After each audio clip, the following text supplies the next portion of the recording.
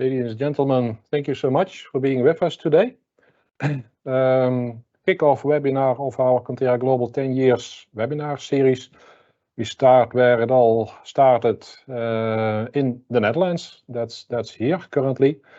Welcome to each and every one of us today, colleagues around the globe, alliance partners, business partners, clients, and newcomers as well. So welcome so much. Today, presenters are me, Rudolf Sinks, and colleague Stefan Nubachs. We'll be pleased to introduce to you the main developments in Dutch transfer pricing over the last 10 years. The main current transfer pricing legislation, something that we don't touch upon that often. So we do think that it's useful to touch ground on that. As a consequence thereof, we'll be touching upon the Dutch transfer pricing decree of summer of last year. And we'll be continue our discussion on the impact on the international developments that sort of surround the Dutch transfer pricing landscape. Towards the end of the webinar, there is room enough for questions and answers, so please do send them to us. There's a button on your screen that gives you the possibility to ask us any question. If it would be useful to introduce these throughout the program, we'll do so, and if not, then towards the end. So a bit of introduction to where we stand as a firm today. So welcome again, each and everyone. We are in existence this year 10 years. So in the depth of the financial crisis, which was June 2013, we started this very firm. It's really awkward to notice that. Currently, there are 6 Quantera Global branded offices, or in fact 7. Because there's 2 in the Netherlands that we count as 1. There's 28 alliance partners today, and that number is on the rise slowly but surely. Together we cover some 50 to 60 countries around the globe. So welcome many trusted clients and business partners also in this call. Over the last couple of years, we have been arranging a tooling, a bit of transfer pricing software in cooperation with Coperitas. Here is the mark, the label that you may have seen over the last few years. That one is on the rise as well, and rightfully so, because it takes away quite some worries in terms of staffing, typically. So here we go. May I hand over the helm to Stefan? Yes, thank you, Rudolf. And also welcome from my side to everybody. So what are the main developments that we have seen over the past 10 years in the Dutch transfer pricing landscape?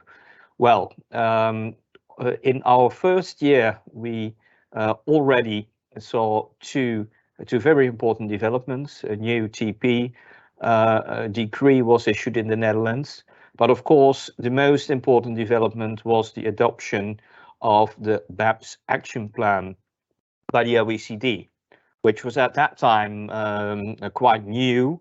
We didn't really know what to expect in the next years, but we all know that the transfer pricing landscape, not only in the Netherlands but in all OECD countries, has changed significantly because of the BAPAs actions that have been taken in the next years, starting from 2015, when the first OECD BAPAs reports were adopted.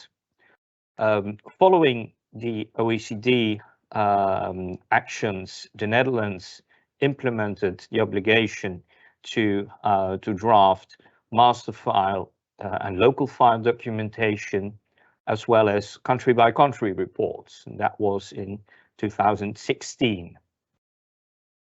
And in 2018, a new transfer pricing decree was issued again. And also the OECD started discussions on financial transactions, and the draft report was released and only finalized in 2020.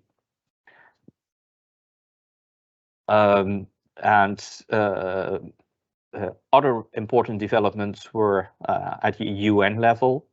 A new UN manual was released in 2021, and last year we of course received new OECD guidance.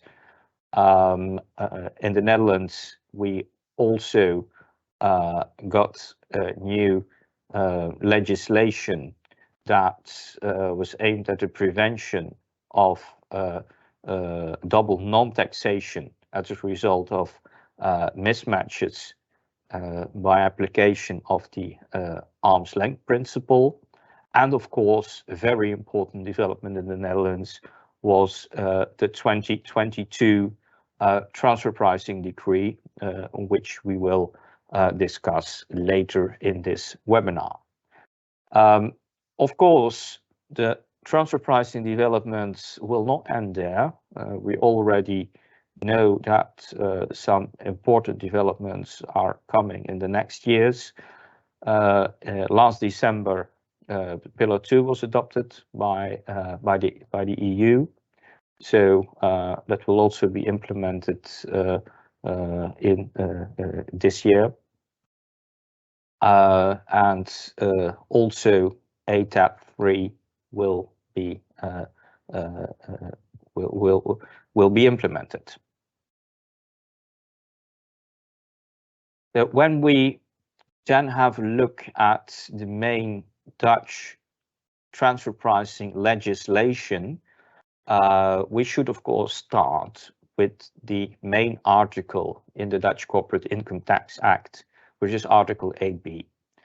Article 8b basically codifies the arm's length principle in Dutch legislation, and also sets a documentation requirement for entities that are part of a group.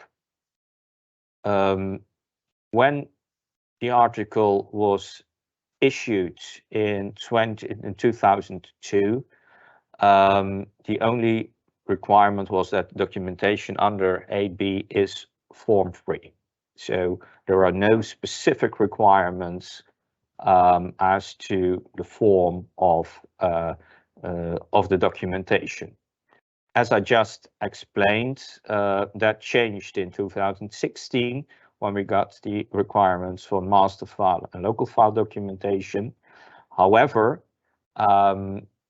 those requirements only apply for Dutch entities that are part of an M&E group with a consolidated group turnover of more than 50 million. So that means that Dutch entities that are part of a group that has a lower consolidated turnover still can prepare form-free transfer pricing documentation, but they should have documentation included in their administration. So that is important to mention. The documentation should be kept in the administration of the Dutch taxpayer, so it is not mandatory to file it with the tax administration. But if the tax inspector asks for the documentation, you will have to submit it to the tax administration. Netherlands also has CBCR requirements, which are in line with the OECD, and that means that Dutch entities that are part of a group with a consolidated turnover of more than 750 million will have to prepare a country-by-country report, or have to notify the Dutch tax administration which entity is the ultimate parent entity and in which country the CBCR report will be filed. As I just mentioned, last year we got some additional articles in the Corporate Income Tax Act, and those are intended to eliminate mismatches that can result from the application of the arm's length principle. And if such mismatch leads to double non-taxation, that mismatch will be eliminated unilaterally by the Netherlands. Unfortunately, we do not have legislation that prevents double taxation mismatches, so it's only one way. But maybe in the future that will be different. But at the moment that is not the case. So only double non-taxation will be challenged. And a very important development was the new transfer pricing decree. The transfer pricing decree that was issued in 2022 stipulates explicitly that the OECD transfer pricing guidelines are considered as an explanation and a clarification of the arm's length principle as codified in Article 8b. So that means that the OECD transfer pricing guidelines are very relevant for the Dutch transfer pricing practice. What does the DTP decree do? Well, in some cases, there is room for individual countries to have own policies, and also the transfer pricing decree can clarify some issues that are mentioned in the OECD guidelines. And we will touch upon the transfer pricing decree in more detail.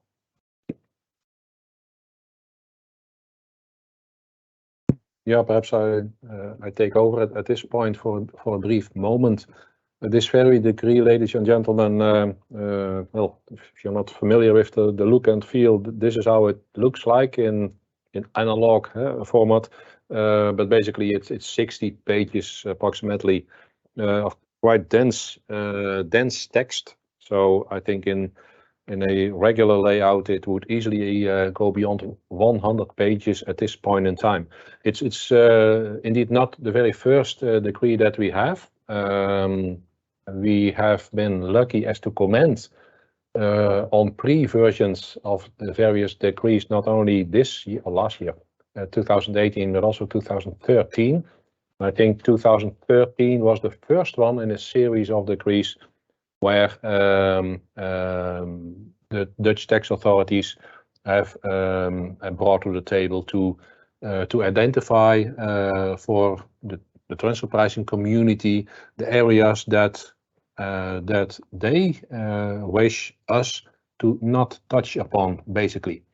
What is the meaning of that? Well, there's areas like captive insurance companies with little substance, perhaps.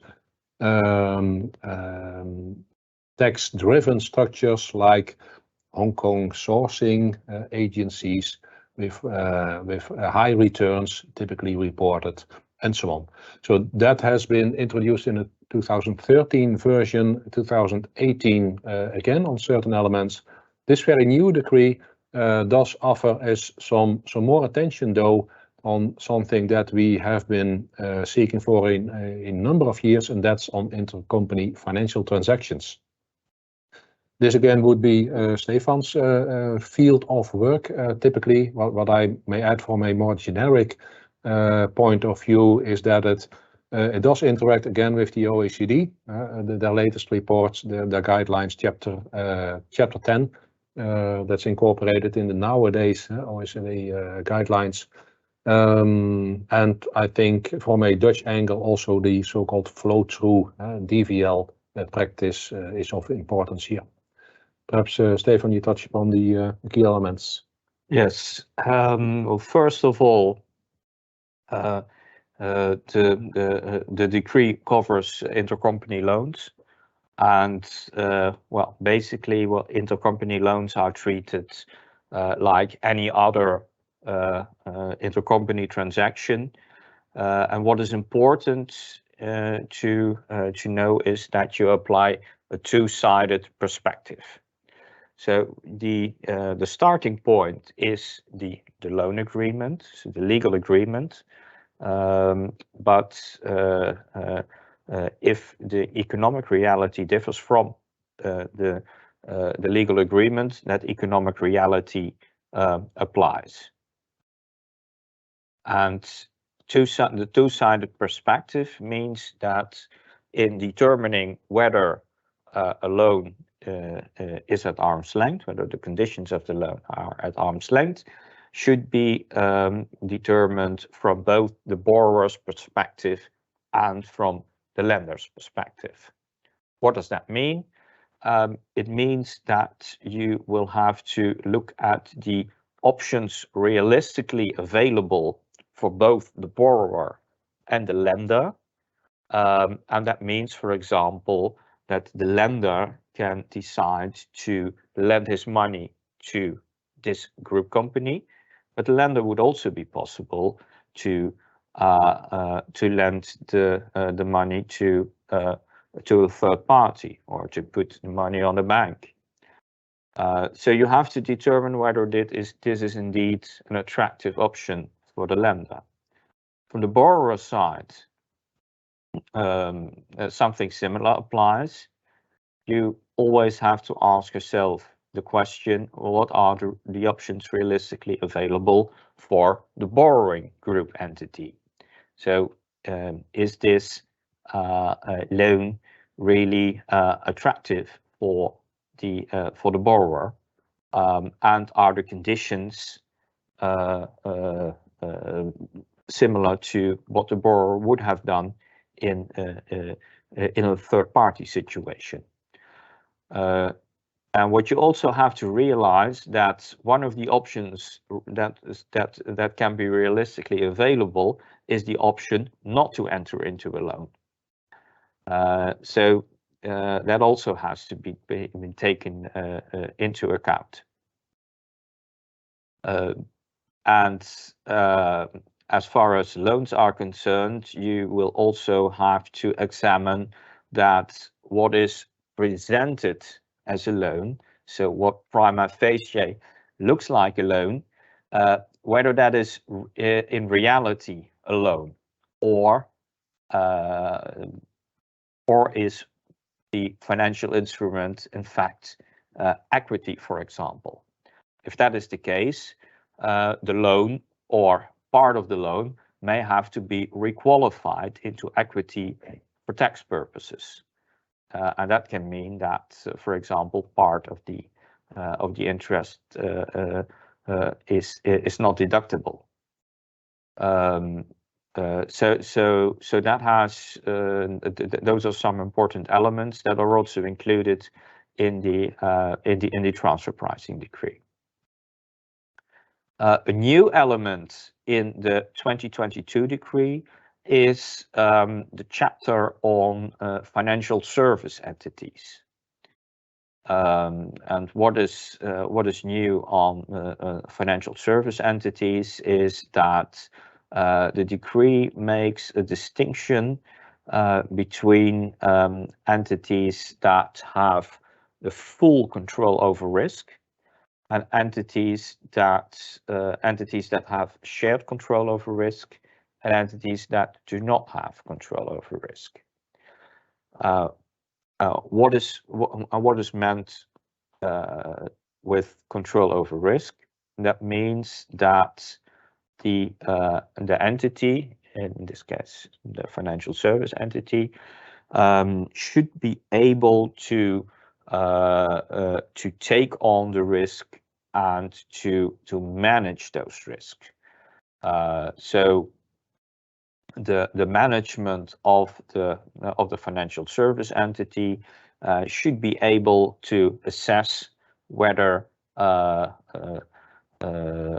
entity can bear a certain risk whether how a risk can be mitigated, and also it is also important to assess whether the entity has sufficient financial capacity to bear the risk if it materializes.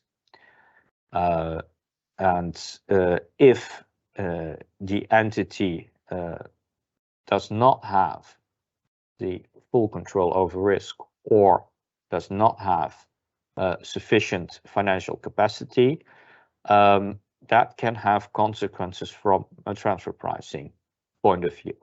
So that means that you cannot allocate all the risks to that entity from a transfer pricing point of view. The risk that has to be allocated to another group company, and that of course has consequences for the remuneration. If a financial service entity does not have any control over risk, that means that according to the decree, it can only be remunerated on a cost-plus basis. So that means that you will get a remuneration to cover your operational costs plus a modest markup, but that's it. And that new paragraph has raised questions in practice, and I think, well, we are still a bit struggling with that, because, for example, in the Dutch transfer pricing, the Dutch Corporate Income Tax Act, there is still an article on limitation of risks, and the article that says, well, okay, if you have a certain level of equity, then that is considered sufficient to cover your risks. That is Article 8C. And the question is now, okay, well, how does Article 8C relate to this paragraph in the transfer pricing decree? Article 8C is still in force, so you would expect that there are still that it indeed still applies, but according to the decree, we expect that the tax administration will scrutinize control over risk within an M&E group much more closer than the tax administration did. Although the concept of control over risk is not completely new, as it was already included in the OECD guidance that was issued in 2017. The awkward thing here is, I think, Stefan, that based on the current or old practice on DVLs, a return to be reported in the Dutch corporate income tax return may be higher than the, say, cost-plus environment. That this decree, at least if you're not in control, seems to be driving that. But then ultimately, although on the one hand, the Dutch tax authorities may not be willing so much to bring the reporting down to a cost-plus level when assessing your corporate income tax return, so that may not happen, but that may not be that comfortable if, as you would wish it to be, because foreign tax authorities may be reading the transfer pricing decree as well and conclude that the Dutch corporate income tax return has been overstated, also perhaps with international tax consequences there too.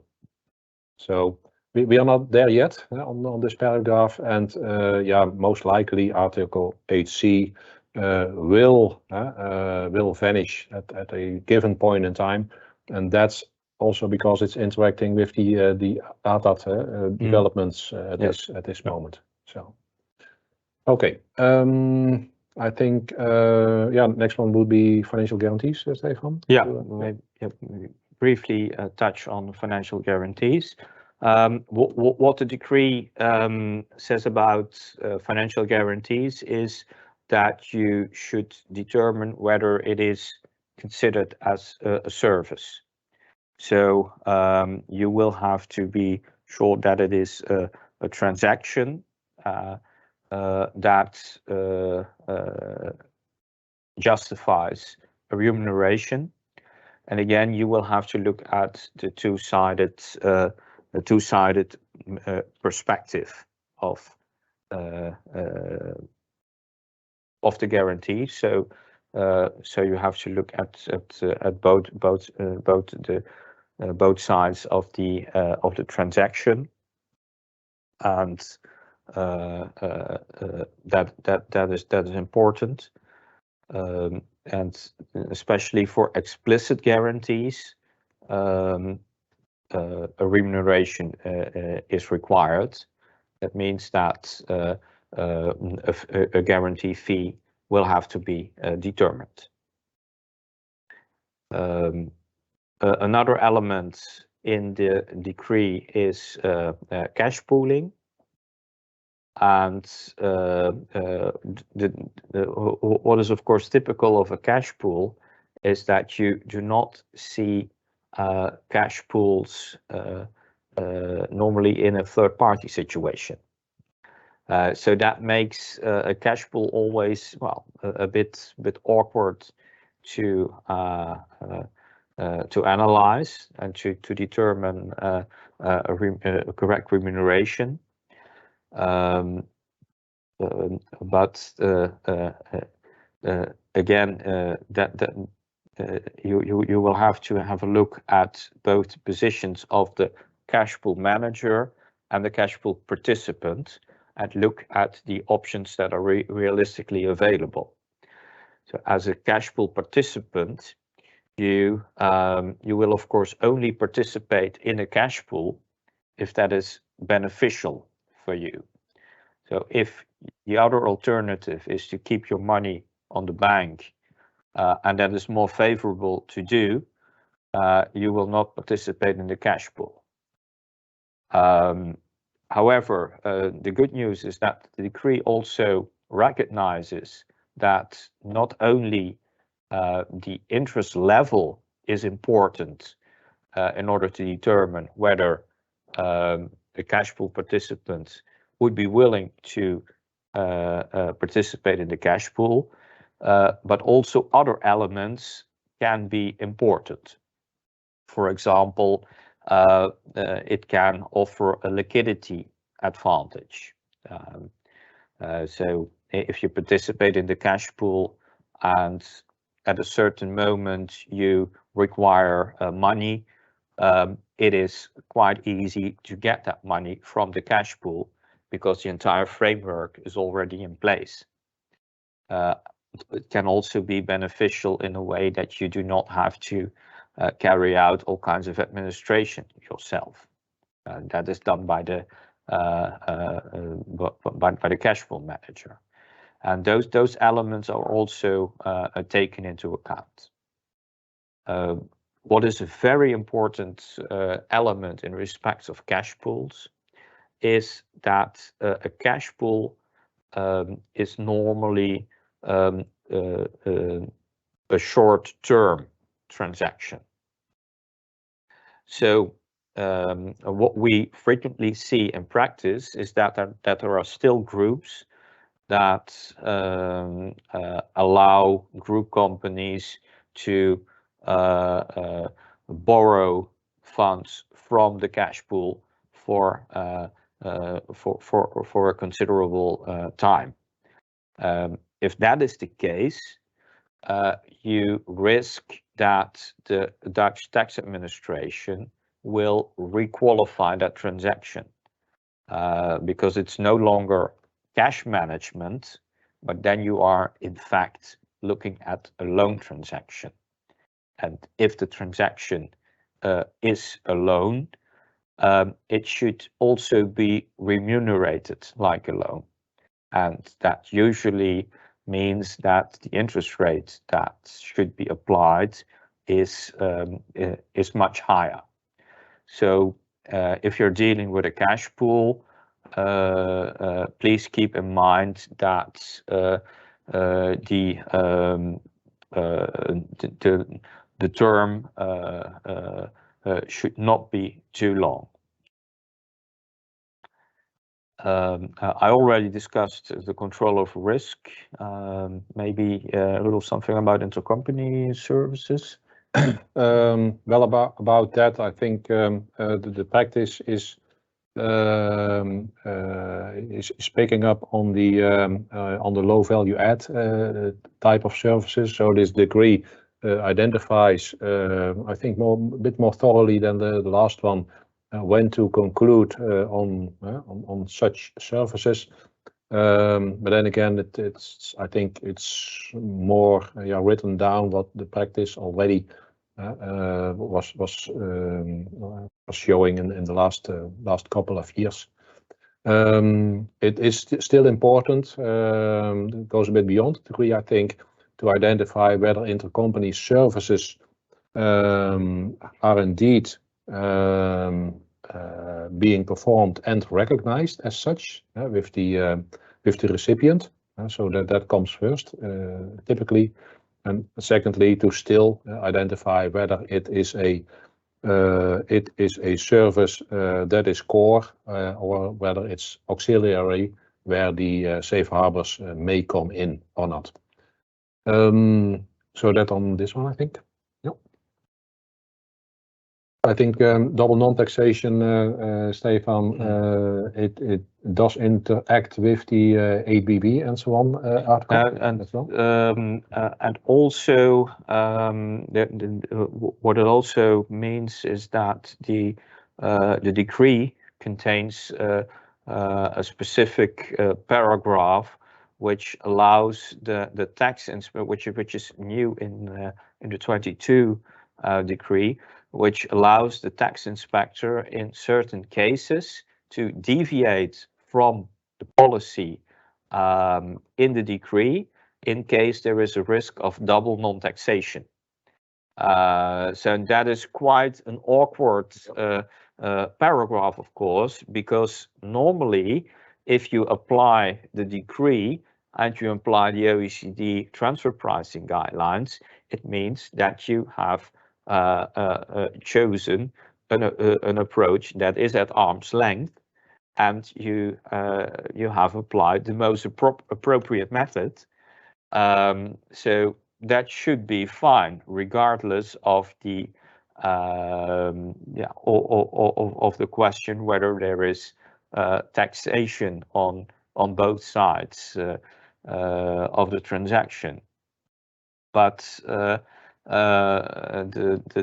Ministry of Finance does want to have the possibility to deviate from the policy, from the policies in the decree, in cases in which there would nevertheless be that risk that there is double non-taxation. Although the decree also says that if the tax inspector does so, the outcome of that adjusted approach should still be at arm's length. So we were a bit surprised by that wording, but the development that we clearly see in the Netherlands is that the Ministry of Finance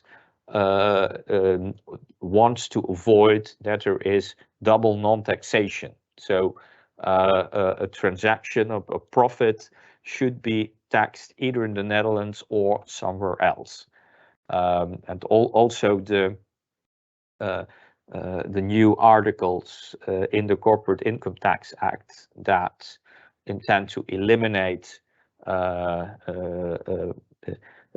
double non-taxation mismatches resulting from the application of the arm's length principle are also an indication of the fact that the Ministry of Finance does not want any double non-taxation, or wants to eliminate that to the extent possible. Indeed.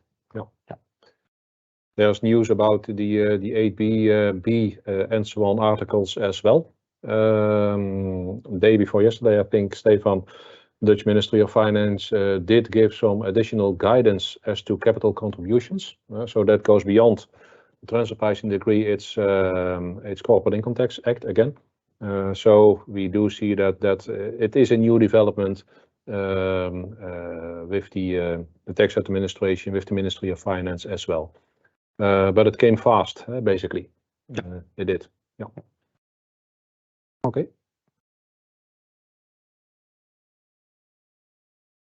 Yeah, still finance. Yeah. As I explained, we expect that the Dutch tax authorities will pay more attention to control over risk.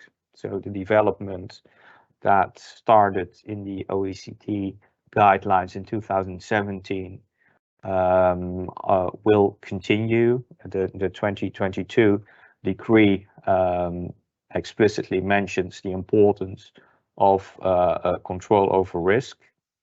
So it is very important to assess whether a group entity is indeed able to bear the risks in which it is involved, to assess the risk, to mitigate the risk, and to take proper actions in case a risk materializes. And that can be credit risks in case of a loan, for example, but also a market risk that occurs, or operational risks.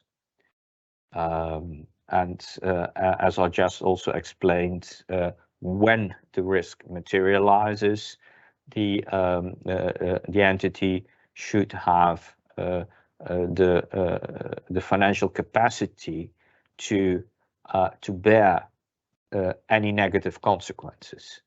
And again, you should make the comparison with a third party that can be subject to risks that in reality are, well, possible that they will arise, will not be willing to assume those risks if the entity would go bankrupt, for example, if that risk materializes. So it is good to take that into account, and please be aware that this goes beyond the allocation of risks, the legal allocation of risks in an intercompany agreement. Okay. Then I think we come to the last full chapter of our presentation of today, ladies and gentlemen, where we have a look a bit beyond the OECD guidelines. So indeed, although you may have heard some new topics that may not be that familiar from a OECD transfer pricing guidelines perspective, the decree still wishes us to guide us on elements that have not been clearly stated in those guidelines because of the international character of these guidelines. It cannot be really precise on certain elements. So it does function, and it has been doing so for a number of years. So the other way around, the guidelines are considered as interpretation and clarification of the arm's length principle as codified in the Dutch law. So that's Article 8B again. So here's the full interaction: the OECD guidelines, Article 8B, and the transfer pricing decree. Changes to the guidelines are followed in those decrees that are following up typically each and every 4 or 5 years, as we have seen. And here's a bit of critical note. Are all those changes identified in the decree? Are these clarifications or are these new policies? Well, tax authorities, Tax Ministry of Finance wishes us to inform that these new wordings are clarifications of what has been practiced over the last couple of years, typically. Well, that may be their view, and on a few occasions it may be true. But then again, if you take it up at clear sight, when the Dutch Staatscourant identifies a new decree, for many of us, listeners, viewers of today, this is brand new piece of work. We may have seen the wording a bit earlier than you may have seen that, but only a couple of months earlier. So we do take the view that typically, unless it does help a taxpayer, that typically as from the moment that the Staatscourant identifies this new guidance, only from that moment onwards it may have effect. And perhaps on that one, Stefan, could you perhaps briefly discuss the status of such a decree in comparison with Dutch law? Yeah, unlike the Corporate Income Tax Act, the decree is a decree is issued by, in this case, the State Secretary for Finance, and the legislator, which means that Parliament was not involved. So the status of a decree is different, and it is more a policy. So that means that the State Secretary clarifies how the tax administration, in his view, should carry out legislation that is included in the Corporate Income Tax Act. That also means that it can happen that, for example, the Supreme Court will not agree with something which is included in the decree, because according to the court, it is different from the intention of the legislator when articles in the Corporate Income Tax Act were enacted. So the decree gives guidance for practice, and certainly it is important for a taxpayer to know what a policy the policy is that will be applied by the tax inspector. But in case you have a solid motivation why your case requires a different treatment than what is suggested, what is mentioned in the decree, it can still happen. So also a tax inspector, it can be required to deviate from the decree. I just mentioned the possibility in case of double non-taxation, but there can also be cases that are in favor of a taxpayer. Of course, it would in those cases be very important to discuss that with the tax administration, but it is possible. There could be cases in which it's possible. Yeah. Thank you, Stefan. Then other BAPs actions implemented, I think main ones discussed already, master file, local file, CBCR, one of the latest developments, and also intangibles. I think the 2018 decree did give some new guidance at that point in time, but the 2022 version not so much in comparison though. It is a valuable contribution still though. One of the questions that came in is on the master file, local file, coincidentally, well, not so much on CBCR, but on MDR, Stefan. We are working quite heavily on master files and local files. I think most of us do this time and era. Should we continue doing so, or should we shift to other efforts like MDR reporting? So your take on that. Well, I think we should do both. Yeah, as well. Of course, the master file and local file requirements are included in the Dutch Corporate Income Tax Act. So Dutch companies have the obligation to prepare a master file and a local file each year and include them in their administration. So it is mandatory to do so. But of course, the mandatory disclosure rules are relatively new. And that means that that may also for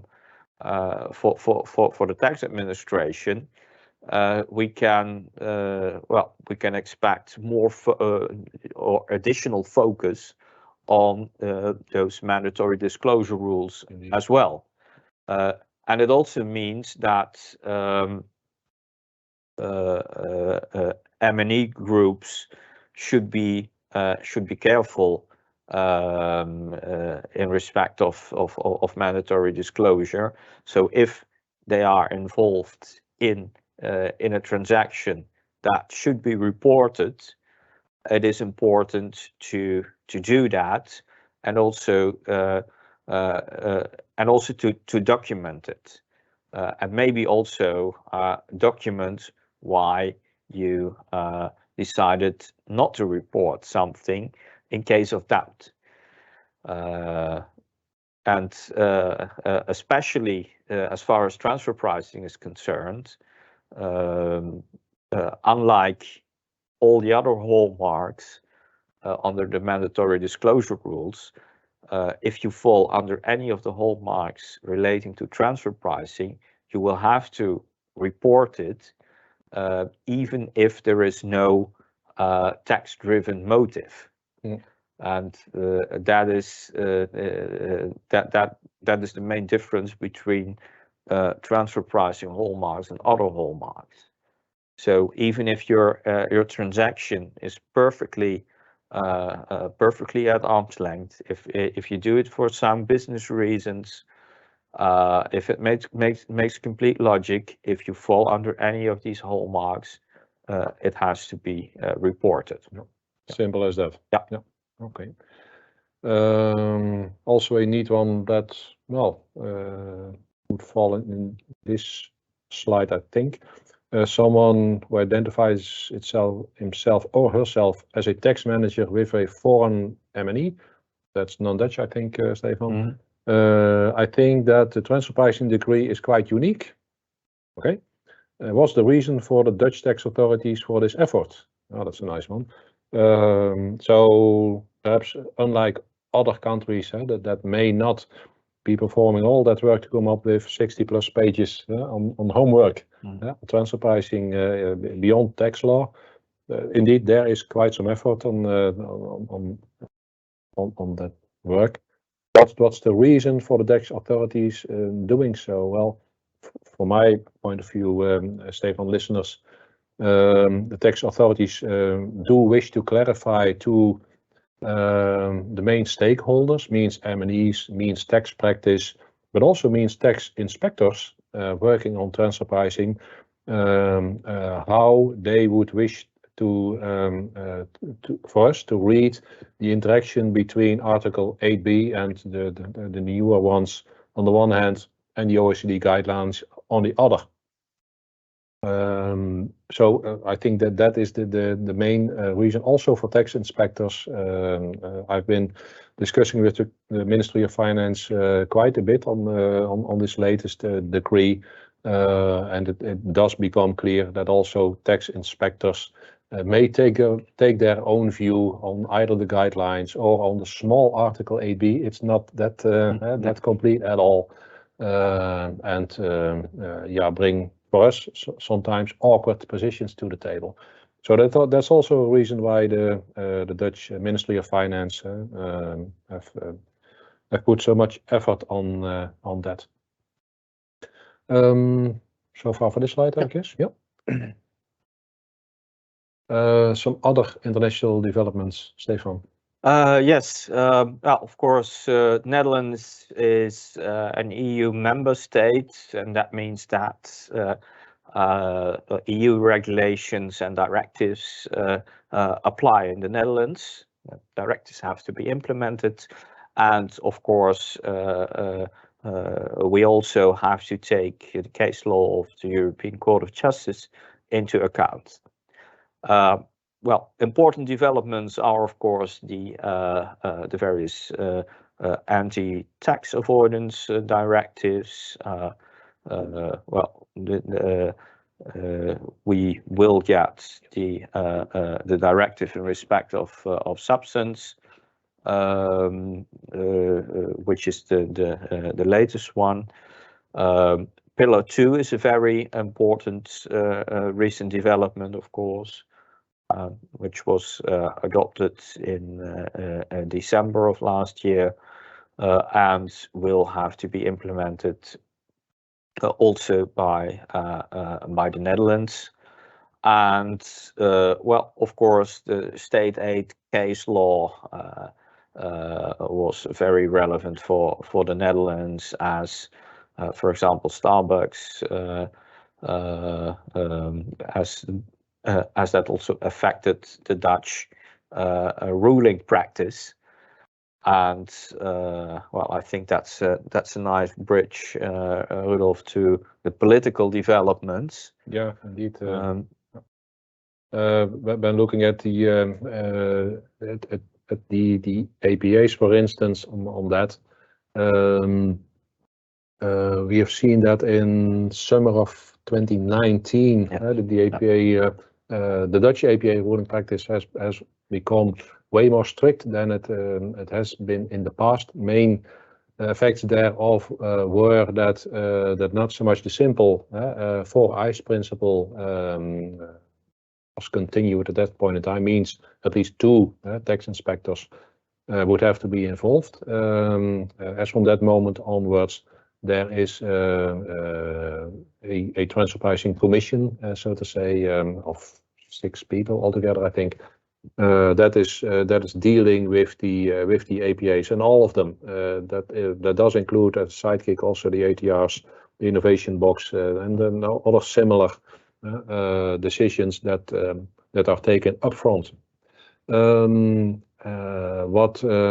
was even more important at that point in time was the fact that APAs would go public, as it was stated. That alone meant a steep decline in APAs at that point in time.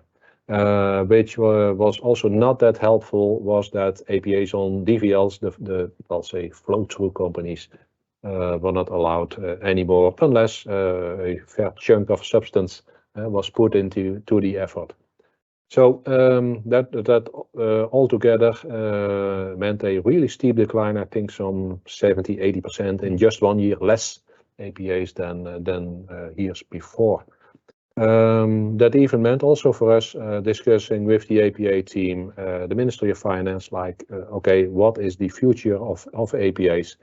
If the number was volatile, like 60 or 70, I think, in 2021. They are on the rise, though, again, for various, also again, very simple reasons, like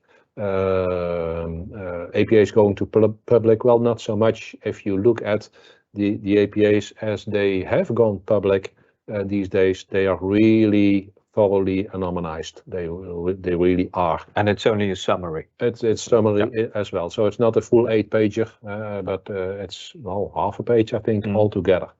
So the APA team does put quite some effort in really anonymizing those APAs. On the other hand, they do show to the public what the APA team is doing for type of work, and also obviously some of the outcomes of the APAs can be read. What is also on the rise is, as a consequence of both the new transfer pricing decree and the OECD guidelines, Chapter 10, is that APAs may or will become available also in the financial service practice or on financial transactions as a whole. The APA team is quite heavily working on that, taking steps towards also that area again. That will develop though into a way different setting than the previous DVL practice, so way more mature, as we may call it.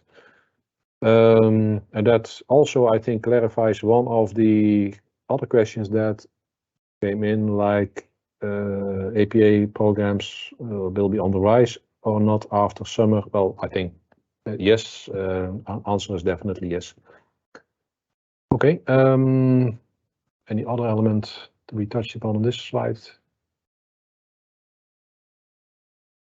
Stefan, for you?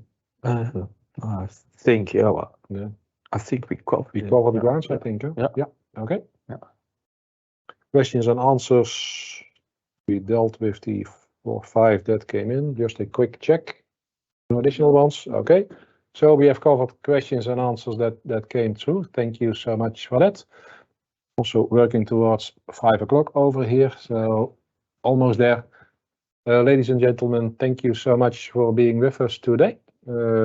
Stefan and I have felt most pleasure on performing this webinar.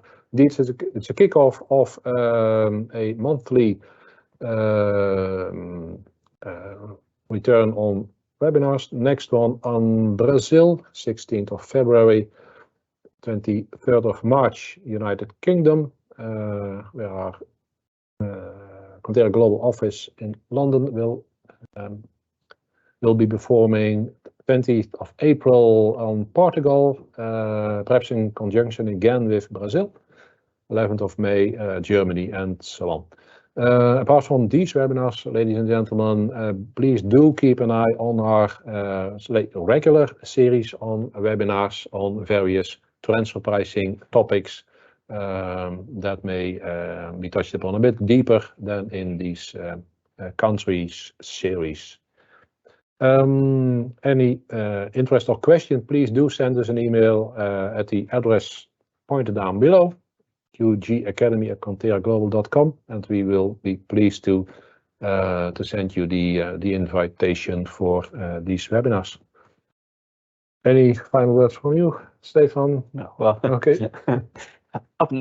Up to the next 10 years. Up to the next 10 years, indeed. Thank you so much. Thank you also for the technicians at the other side of the table, ladies and gentlemen, helping us again today performing this webinar. Thank you so much again. Till next time.